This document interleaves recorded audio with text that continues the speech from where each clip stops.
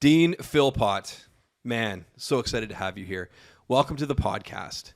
So Jason is actually not with us today. He is still with us, but not with us. I'm glad you said today. Yeah, not with us today. And, I really wanted to step in and I wanted to bring in a guest. Now, it's going to be a lot of people, Dean, and I'm going to let you kind of introduce yourself. But there's a couple of things that I want to say first.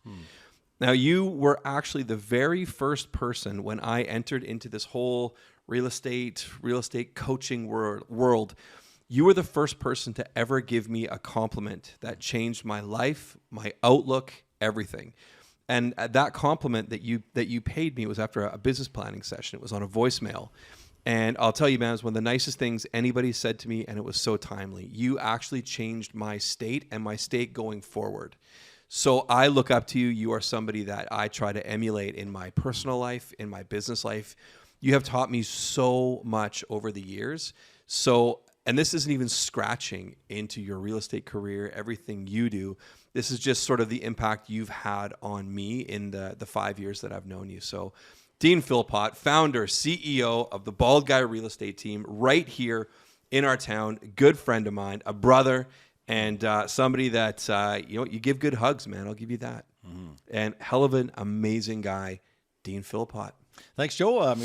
Wow, my heart is always full when I'm around you too. So that's it's always good to get this feedback too, because sometimes you just never know what the impact is till you know. When you know, never know. Sometimes you're saying so come back at a really good time for me when I'm just happy to hear stuff like that because that's not a bad thing to be listening to. You're a champion, Dean. You're a champion, and you have an amazing story to tell. And, I think that you are one of my favorite people to just sit back and listen to and absorb information. And you and I like to trade stories. I've found that's a thing. We kind of get lost talking about family members and just everything. I love conversing with you, man. You make me think of things that I haven't thought of in 30 years. Yeah. So love hanging out and bullshitting with you. And I know you came here with a mission. Yeah. You have something to say, Dean. So before we get to that, man, how did you get here? Here, as in, give me the journey, man, because it's a hell of a story. As in what we're going to talk about today. Oh yeah. Or how did we get here? Meaning my relationship with my kids. Whole thing, man. The whole thing. Give me the whole damn thing, Dean. Take me on a ride. Wow. Well, Joe, we got 25 minutes, so the whole ride would take around 2.5 hours at least at a minimum. So I'm going to just start. We're here to talk about what I believe every busy real estate agent could use as a tip. Because kids are the most important thing for those of us who have kids. If you don't have kids, well, maybe you can apply this to your animals. They're just as important to you. But however, my relationship with my kids, I don't take it for granted. I look back and I see how we got here, and I feel it's important that I share some of the things that helped me get to this area. My daughter is 30. My son is 25. I have an adopted son who's 25 to our family, and I have a stepdaughter who's 35. And I have a great relationship with all four of these kids. Now, two of them, of course, being my own. Hey, I pretty much, was there from the inception. Let's hope. So, right to the and I get asked the question a lot. Wow, Dean, this relationship you have with your kids, it's outstanding. From a distance, is it real? And it is real. And I didn't get there on my own, and I got lots of tips throughout the years. And of course, I wasn't always just a single dad. I had help along the way. 2 divorces later, and this is not about divorces. This is about when it got me to this point, because when I did go through my first divorce, I didn't get to see the kids as much as I normally would because we had to go through that process. And it created this yearning for me. It's like, oh my goodness, this is not right. So with the little bit of time that I do have, how do I ensure that every minute of those particular times are going to be spent in the best interest of my relationship with the kids and what it's going to look like in the future? So that's where it first started. So now, divorce put aside, it brought me to the point where I knew I needed more than what I had on those weekends. And of course, that soon changed when, as things unfolded in our relationship. But what we're going to talk about today is real estate agents. And it could go to any different business. If you're a busy professional, but today we're real estate agents, we're going to talk about that, but it could apply in many ways. How do we ensure that what we say is going to turn into the truth of what we can feel with our kids later? Because it's actions speak louder than words, and that's the biggest thing that rings true. You can say I love you all you want. If you're not going to show up, they're going to feel you don't love them. That's going to really screw your kids up for the definition of love. Oh, if this is love, well, what's this new thing? So, actions speak louder than words, and I have some action steps here that worked for me up through this whole 30 years of being a dad. And it worked. And so I am passionate about sharing that with people because we get into these busy lives. Now, if you're married, not married, doesn't matter. But the thing is, if someone else is looking after your kids, it's so easy. Well, listen, she's home. She's going to have dinner. I don't need to make it home. I got to do this, this, and this. So it's so easy for us to, even though we say it's the most important thing in our lives, which they are, but we don't act like it sometimes because we have a tendency, I did at least, to put the work before because my best intentions were, I'm going to create this better life for the kids so it's okay, I can do this, and I don't have to show up for every meal. I don't have to show up for this. Well, I'm here to say, if you don't have to show up for certain things, let's make sure when you do show up, it's going to be quality, and let's set some things in place that, it's going to ensure that you're depositing into this relationship because, boy, we say kids are the most important thing for us. We need to really prove it to them. So that's what I want to go for today. Wow, that's it? That's it. Wow, that's amazing. And, I think you hit on a really great point. This isn't just for real estate agents. No. This is for professionals looking to enhance their quality of time with those that they love. So I'm pumped because you've lived the life, man. You were the man. I mean, you were up in the Yukon for how long? I was in Yukon for 25 years, and Holy in that geez. 25 years, I became a real estate agent in 2000. I moved here in 2014. So I had 14 of my real estate years up there, and we became a number one team there for a better part of 10 years, and we really dialed it in. And in that time when I was dialing in my real estate career, I screwed up a lot of stuff. This wasn't always just, oh, wow. No, it was like, oh, shit. It wasn't all, oh, wow. But in that time, one of the things that I can walk away from and say, well, my goodness, if there's something I've done right, this is the part about my kids. Because I was getting up in the morning at 6 o'clock, getting back home at 11 o'clock at night. And now I could still do that, but I still managed to incorporate these different habits and these different schedules with my kids. And that's what ensured the relationship that I have with them today. And, coming and going, money. We were, went to Yukon, no money. You ended up, we're the top dog in town for 10 years. And all of a sudden, then you have lots of money flowing around. You lost it twice.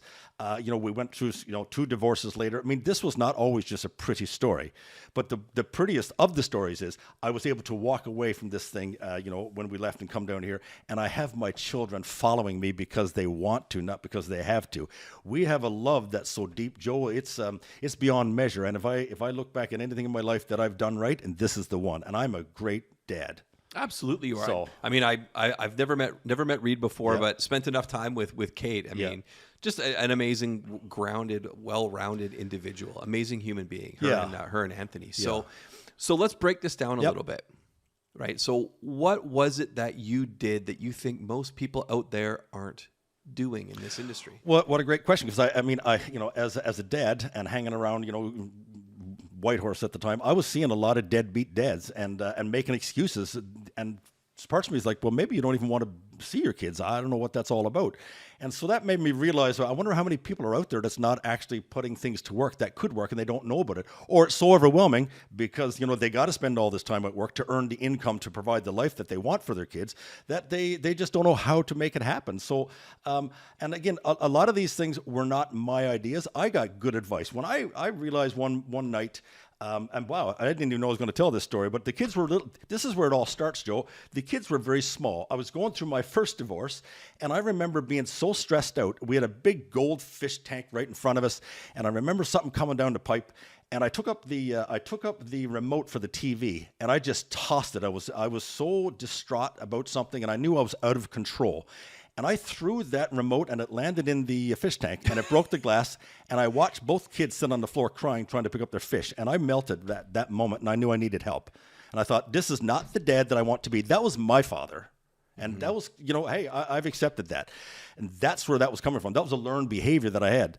And so I remember saying, Dean, this is not going to be the case. I will be a different dad. Now, my dad was still a good dad, but, hey, a different generation. Oh, yeah. I'm not going to go there. We'd need to bring in a whole bunch of therapy, right? So for that. But that was the moment that I realized I would be different. And I reached out to a guy by the name of Wade. He was a therapist. And I said, man, I need help because this is not the dad I want to be. And that was the very moment I took control of how I wanted to be a dad.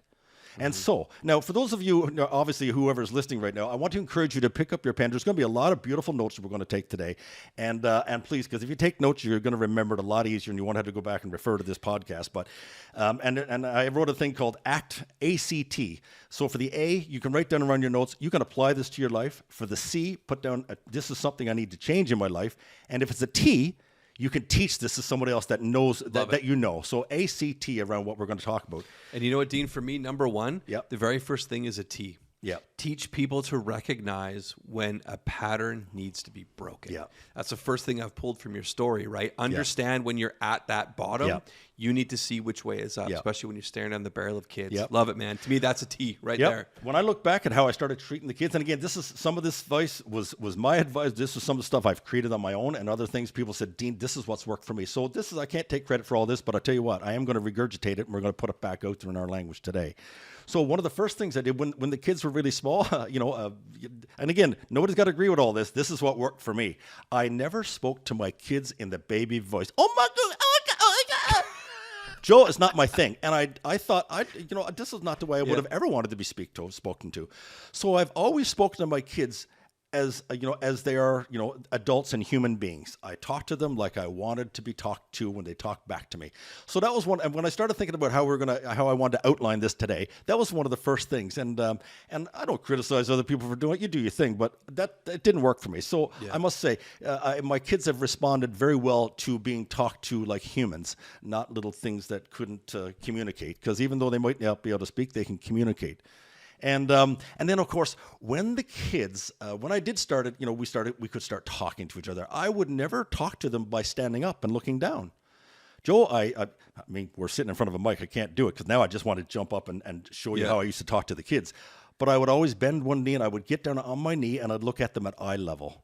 There's a difference when you communicate with a child at eye level. They feel something. They're getting connected. Wow. And I believe, Joe, this was the beginning of my relationship with my children, was talking to them at that level. And these are two little things right off the bat. And so that was, I wanted to just put that out there. Actions speak louder than words. Now, when I talk about that, I believe what worked for me most was setting up little tiny portions of our day. So when we look at we're going to spend our life with our children and be a mentor to them and be the hero that whether we know it or not, we're heroes to our kids at the beginning. I'm their dad. There's no bigger person in the life that can have more influence on them than their dad at that moment when you're with them. Okay? So when I look at stuff like that, the thing was, okay, if we have 24 hours in a day, we're up for 12 or 15 of them. How many hours are the kids up? Okay, so let's pick out small portions of the day. If you know you got to be at the office, we know we got to go back to work. So what portions of the day can you make a non-negotiable? Mm-hmm. And so that was one of the bigger things that was clear to me right off the bat. So start making habits with your kids that you are not going to break. They have to be non-negotiable. Your life and your relationship with your kids will depend on this non-negotiable time. And this is where actions speak louder than words. Oh, can't make it. That's going to say something. So now I'm going to outline to you some of the little things that we did as a family. Of course, after going through, the divorces, what I found was a really big help. Every Monday night for 1 hour, we had what was called family night. And family night would consist of them picking out their favorite cake. It happened to be the Duncan Hines, the most unhealthiest thing in there, and I miss it like hell now that we don't do it anymore. But a big old Duncan Hines cake with a mixed, all that chocolate stuff on top and sprinkles, and we would sit down and we would pull that cake out to thaw it out, and we'd sit down for family meeting, Monday night family meeting. And so at that meeting, it was really clear that everybody got a chance to speak from their heart without judgment. And that was clear. So typically, what I found, even in my past, my habit was if Kate or Reed would bring stuff to me, it's like, well, Kate said this, and I would just take a side, and I would just make a decision right on the spot. And I believe then that's not fair to both kids. So at these meetings, I had each child, I want to know, hey, what's up for you right now? How was your week? And what it is that you would like to talk to us about without judgment. And so it would be as simple as when they're little kids, like Kate's 7 and Reed is 2. Well, Reed came into my room twice this week. He didn't knock. He knocked over my makeup thing, and she could share this, and Reed wouldn't be able to say a word. He would just sit there and go, "Okay, gotcha." And this is what I would like for to happen. And so it allowed these kids to be able to speak their mind, and now all of a sudden their voice matters already at this young age. Reed was only 2. I mean, he was just pointing around going, "Hey, whatever." I mean, but at the end of the day, every Monday night would show up, and they were excited to sit down with that big old chocolate cake, and they would have their little list eventually. And it got to the point when they were a little bit older, they could actually share certain things, and they felt safe. And this was not about Dad cutting in going, "Hey, no, you shouldn't say this." Or you should. This was without judgment. So we were able to teach our kids now, there's a safe place to talk. And you can say what's on your mind without anybody telling you can't say this or you can't say that. So that was probably one of the first things I put in place with the children was Monday night family night, and we never missed one unless we were away. Mm-hmm. So that was pretty much one of the bigger ones. Wednesday became more fun. it was Wednesday morning. Kate's gonna my kids are gonna listen to this podcast, and they're just gonna be howling. I'm sure they will. They're gonna be howling about this. So Wednesday morning, it was French toast and bacon.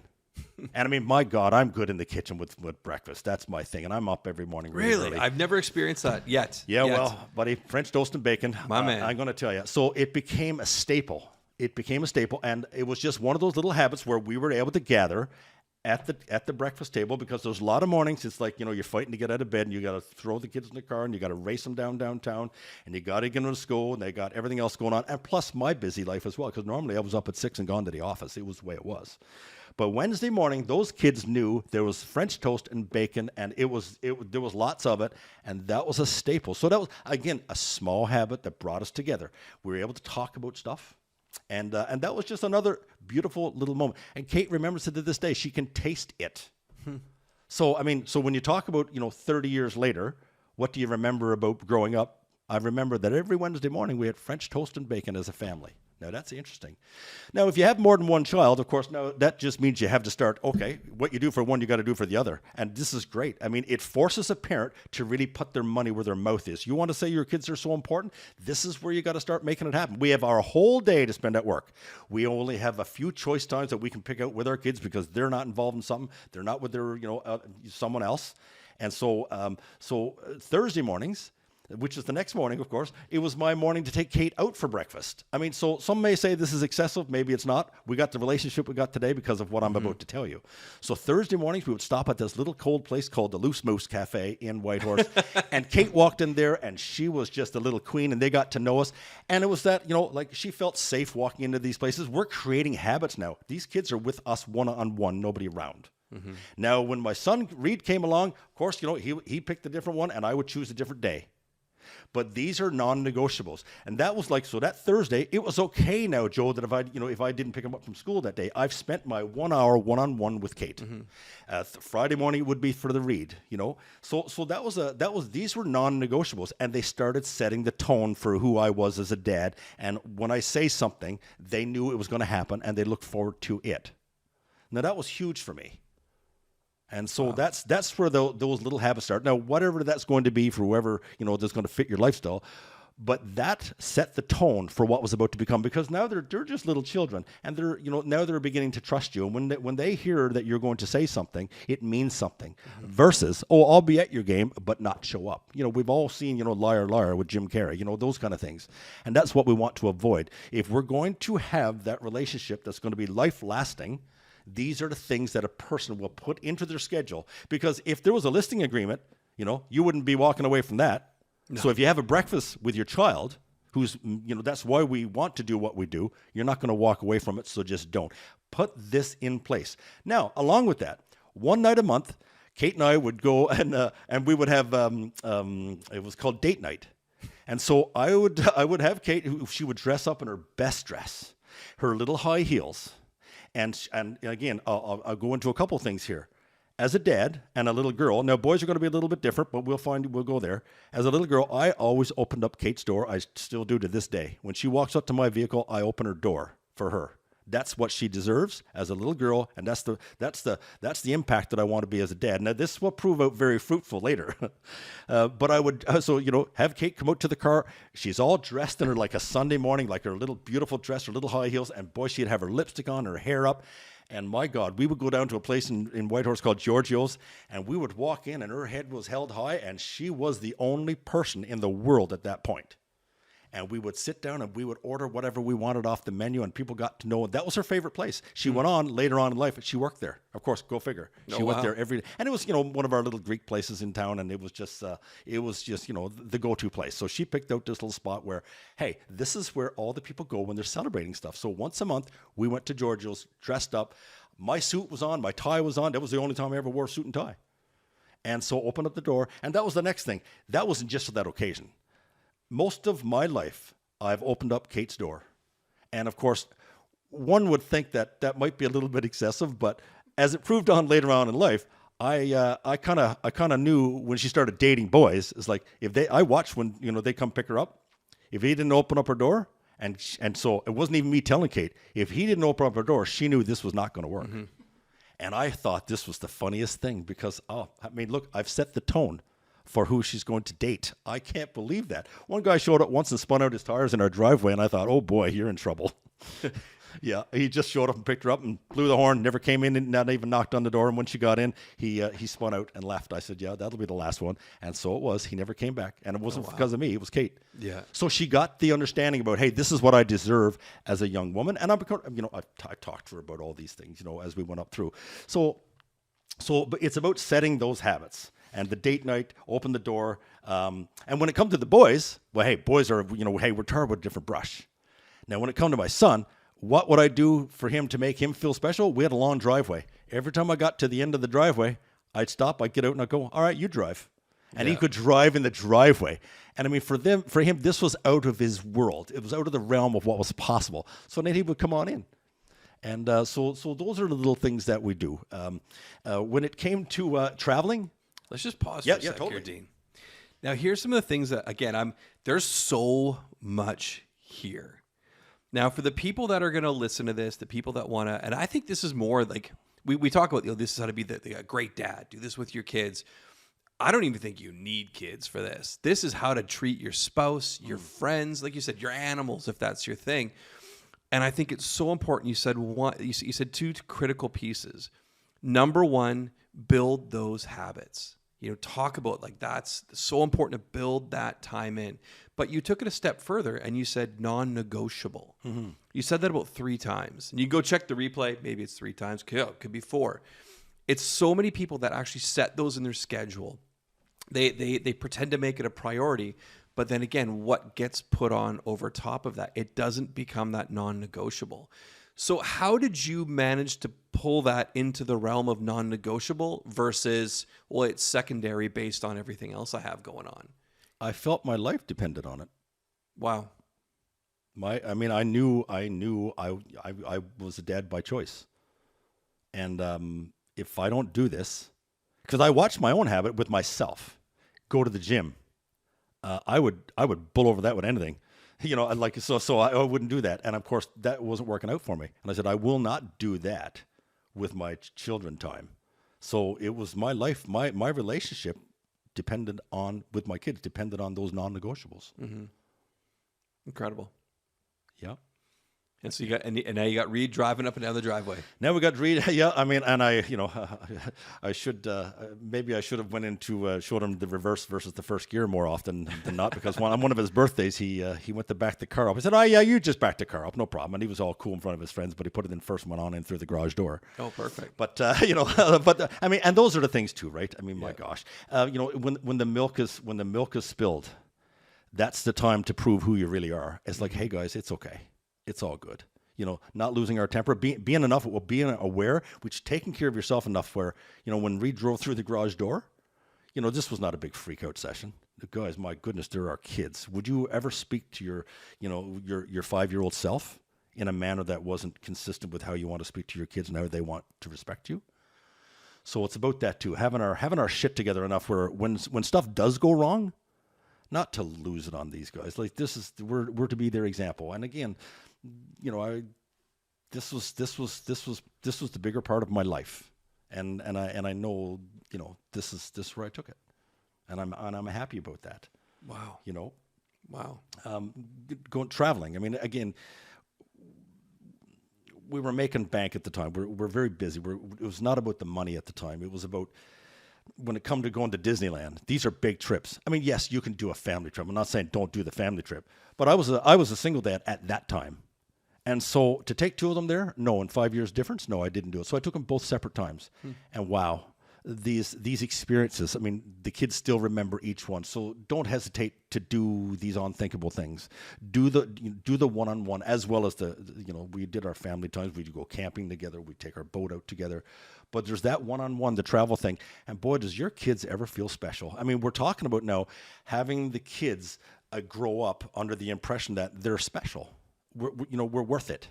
Brene Brown in her book, Daring Greatly talks about I'm not enough. Brown. I'm not enough. Well, these kids grow up thinking I am enough. Why? Because we, the hero, have treated them like they're enough.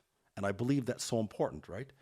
And then we go back to the events. I mean, we live such busy lives with our children. I mean, every event, Joe, my God, there's baseball, there's ballet, there's hockey, there's dance, there's everything. And I mean, we lived out of town in Whitehorse 20 minutes. And that was done on purpose because I wanted to drive the kids to school every day. If you have that opportunity, here's another great opportunity. Let it be quiet or let there be words. It's okay. But driving your kids to school, if you have that opportunity, we're self-employed.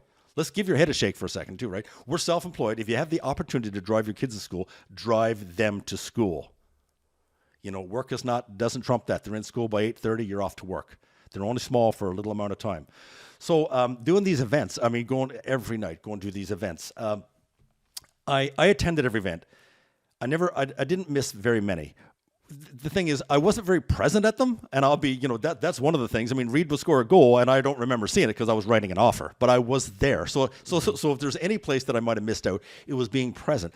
But, Kate mentioned to me yesterday, I told her I was doing this. She goes, oh, my goodness. And I said, this is how I feel about the event. She goes, I didn't give a shit. She says, whether you were watching or not, she goes, I knew you were there. And that meant a lot to me. Dad is always there. He's always there to every event. So I might have wrote a few offers and, negotiated a few sales while the kids were playing on the benches and I'm doing my thing. But it's so important that we make that time. I mean, go watch the movie Liar Liar with Jim Carrey and watch the expression on the kid's face in the movie. That's the expression on your kid's face when you can't make it. Now, I'm not saying you got to make everyone. I mean, life still happens. However, being at those events are so important. And then when you want to talk about a little bit of a pattern interrupt, right? I would, having a great conversation with Kate, and I would say, oh my God, Kate. And she'd stop in her tracks. And she'd like, what did I do? And I would come up and I go, I am so proud you're my daughter.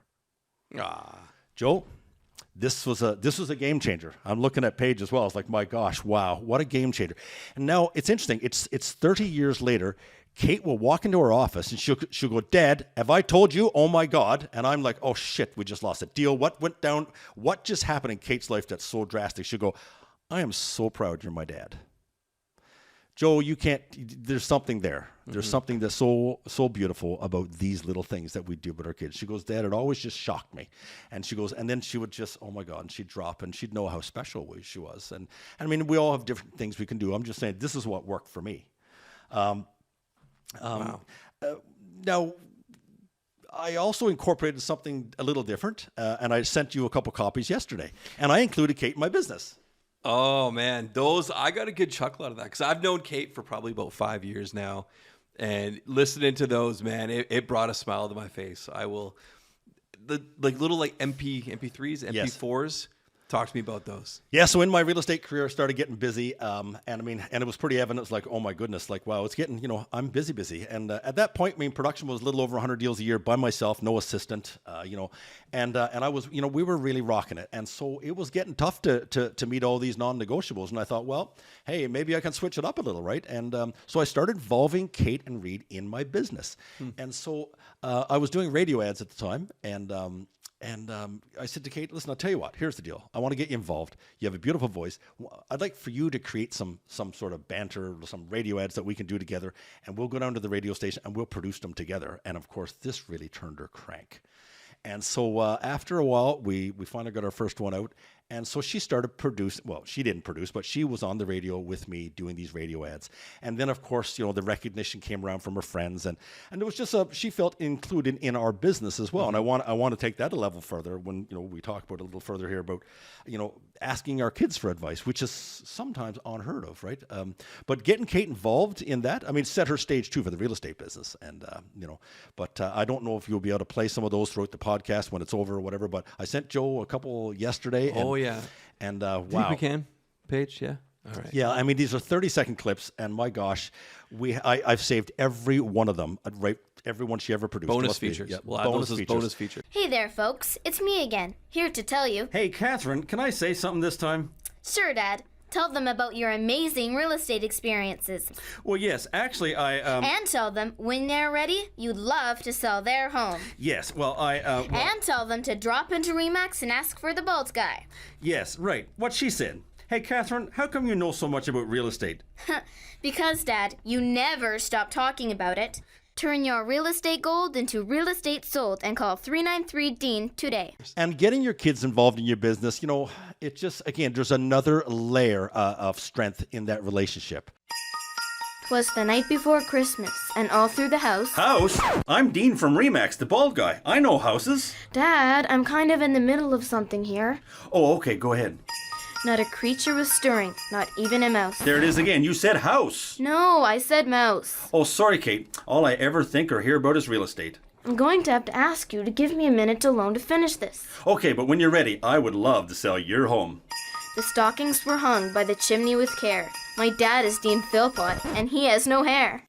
Now you got something more than just, you're not just, this little cute little thing that hangs right. There's another bond that happens when you're bringing your kids into what it is that you do, especially if you love what you do. They see themselves as business partners. Oh, 100%. 1,000%. I know Paige has included Jackson in some filming that we've done. Yep. And Paige is amazing because whenever we do like Mother's Day and Father's Day, she'll ask, Yep. go around to all the kids, like all the Sims family kids, and ask them, who are you more scared of, your mom or your dad? And it's funny the answers that come out, but the kids feel involved. Yes, they do. They have so much fun doing it. So that's one thing I will say that Paige is like lights out. Yeah, as a social involve media your director. kids in what you're doing. I Yep. believe it's huge, and this proved very fruitful for Kate and I's relationship. And then Reed, on the other hand, we I want to give big kudos. Somebody had asked me, he's like, "Do you ever ask your kids for advice?" And I had never thought about it that way. And I thought, no, I don't. And so I started bringing the kids in, and when I was making decisions around businesses. And we had a few companies at the time. I'm going to say 6 or 7 of them. There was a lot. We had a lot going on at the time. And I brought Reed in one of our rental businesses once, and I said, "Reed, here's the deal. I have this home with there's a space upstairs. I don't think it's being utilized the way it should be. But what do you think we should do with this?" And I honestly never thought that I would renovate it. I just didn't. It wasn't in my brain. And Reed's like, "Well, what if you made it into a full bore suite?" Which I had never thought about it because I didn't think it was set up that way. She goes, "You could put a door here." And I was so deep involved in real estate, I was like, I couldn't see the forest because the trees were in the way. And Reed came up with this idea. And so when he came up with the idea, I did the math on it. I'm like, holy smokes, man. Wow. So with that idea, I rented out that property and I gave Reed 10% of the rent for as long as we owned the property. Damn. And we put it into a bank account for him. That's beautiful, man. And so this is where Reed got his first business. Oh my goodness, I'm getting paid for these thoughts. Mm-hmm. Bring your kids in, ask them for advice. Hey, you know what? You might never use any advice. It doesn't matter. You are hearing your children speak. Yeah. And you're asking. I think that's powerful. I think so too, Dean. Yep. So to wrap up, my friend. Yes. We covered a lot. Yep. If there are 2 things people take away from this, just 2, what are they? Well, I just go right back to create some habits. Create some habits that are life lasting. Okay. Just those habits, and make them non-negotiables, because that's what's going to be remembered, and this is going to be put in that deposit of your relationship with your kids for the rest of your life. This doesn't change. This goes on now till the end of time. That's the first one. And number 2, I would think is being a friend to your kids. It's hard to separate, from being a dad to the friend, But teaching your kids, okay? Yeah, okay, we haven't touched on this, and I know we're just about done. I got one here I want to talk about. It's called the continuum process. I have taught my kids by means of the continuum process. This is a Wayne Dyer term, who was a spiritual guy for me, and he wrote it in a book once, and it made sense. He goes, try this with your children. The continuum process allows us not to tell our children what to do all the time.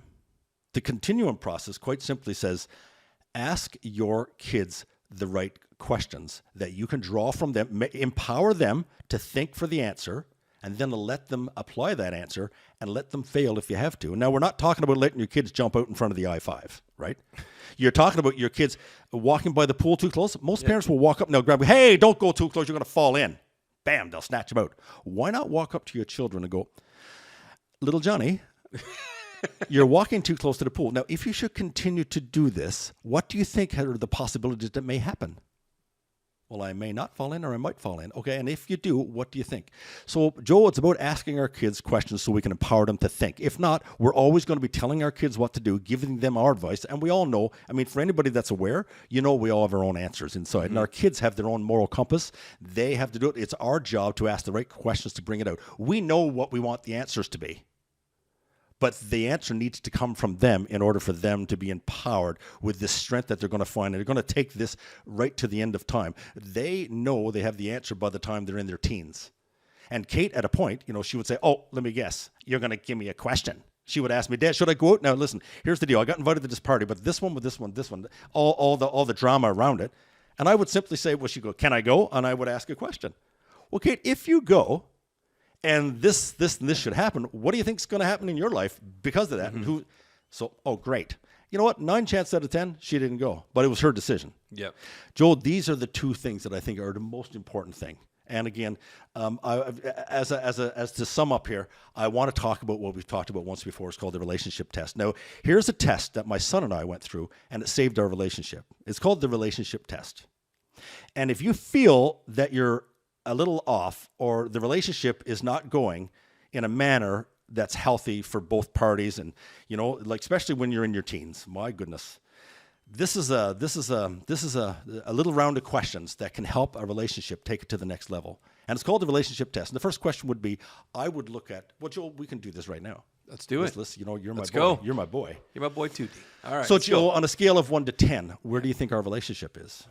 I think our relationship's probably about a 7.5. Okay. So Joel, in your opinion, what do you think would bring this relationship to a 10? It's a great question, Dean. I think more of what we're doing right now. Yeah. I think that more of this would definitely help. I've enjoyed doing this with you in the past hundreds of times, and I feel like we just sort of lost our step in the last few years. So doing more of this. Okay, what would I have to do then to bring it to a 10? Looking at me. Looking at you, what you'd have to do to bring it to a 10.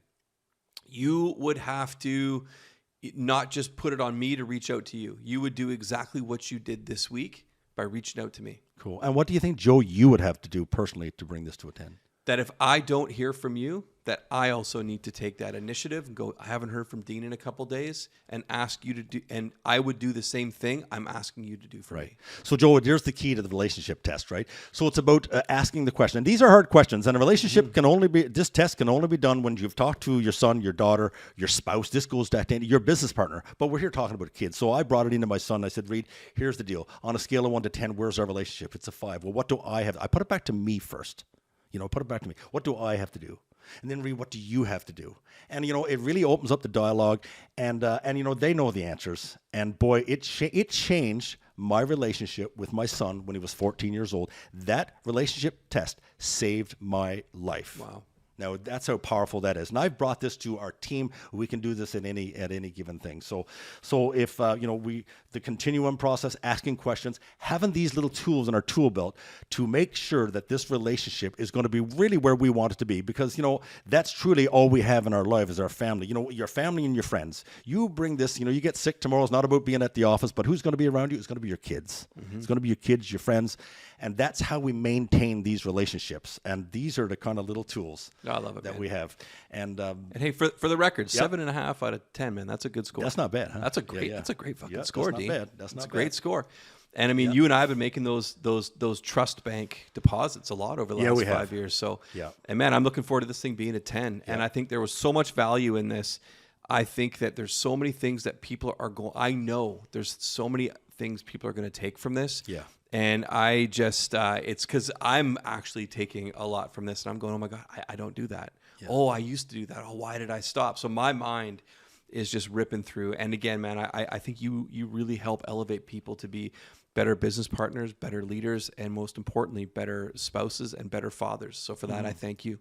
I got one last little, there's a bonus here. Oh, here we go. I got Dean. one more bonus, and this is something that I created. Let's go. And let's talk about kids and money. We don't talk about money enough, I think, with our kids. They don't understand it. They become 18 years old and they don't know how to pay your bill or where it comes from or what it all means. So when the kids were in their early teens, I took 5 books that I thought they would read, and I put $1,000 check in each one, and I didn't sign the bottom. And I said, hey, I'm not going to be responsible for you not taking these steps when you get older and nobody talking to you about money. So I said, when each book is read, I'll sign the back of the check, and that check then is going. At those days, we used to write checks. There was no e-transfers. What's a check, Dad? Yeah. So when that book is read, I'll sign the check, and I'm going to bring it to my financial advisor, and he's going to help you understand what it means now to start investing your money. And Joel, then it took it out of my hands. And of course, the kids then took their cash. They went in and met with their advisor. And now all of a sudden, they've had a financial advisor since they were 14 years old because they finished that book and I signed it. Now there's a deposit of again, greatness. Perfect. Dean, So there you go. let's throw one of them under the bus because there's another piece of this story. Yes. Come on, man. Oh! Hit me. Okay, so my son Reed Here read we all. go. Here My we son go. Reed read all 5 books I signed. He put it in the bank, and that money has doubled since he put it in the bank. Since I don't know what that was, 2012 and 13. And Catherine? She didn't. I never signed one check. That is freaking awesome. So there you Dean, go. always man. a pleasure, my friend. Can't wait Yeah. to do this again. Thank you so much for being a It's guest. my pleasure, Joel. Thank you so much, and I'm honored to be here with you guys. Oh, we're honored to have you. I was going to give us a 7.5, but that's cool. I gave us a 7. Oh, that's what I was going to give Oh, too. perfect. Yes. We're good. Yeah, See, we're on. Yeah, same page. I love you, buddy. love you too.